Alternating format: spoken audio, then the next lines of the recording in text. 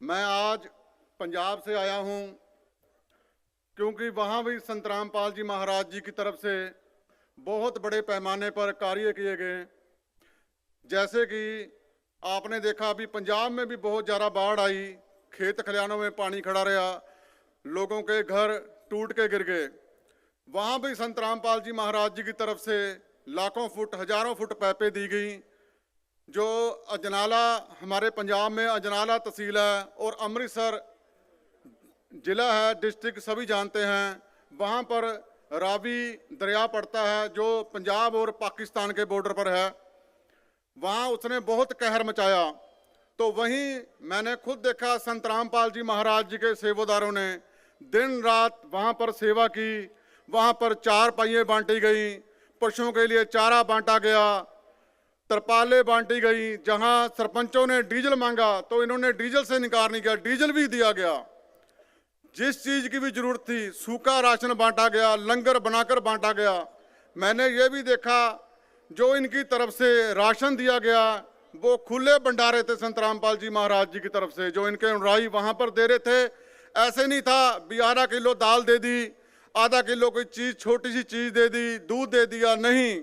मैंने देखा ये राशन में बहुत ज़्यादा बड़ी मात्रा में ये आटा, दाल, चावलें, जहाँ तक अचार, कपड़े धोने का साबुन, नहाने धोने का साबुन, दूध, सूखे दूध के डब्बे का पाउडर, प्याज, आलू, बहुत सारा कुछ संत रामपाल जी महाराज जी की तरफ से हमारे पंजाब में बांटा गया।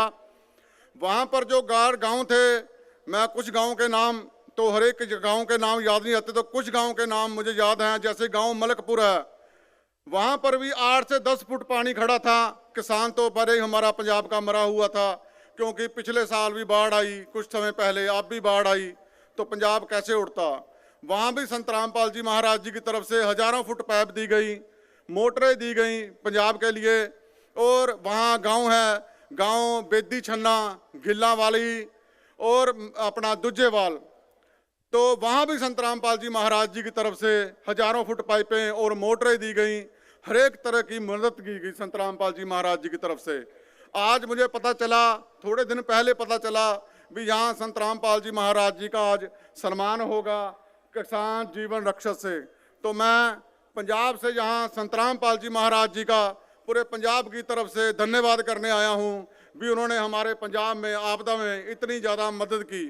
मैं आपको बताना चाहूँगा, मुझे पता लगा है जैसे कि पंजाब में भी संत रामपाल जी महाराज जी की तरफ से 10 घर बनाकर दिए गए हैं गरीबों को, और अभी 2 घर कार्य के अधीन है जहाँ पर निर्माण चल रहा है, कि जलंधर सिटी में है, एक सुनाम में पड़ता है जिला संगरूर में।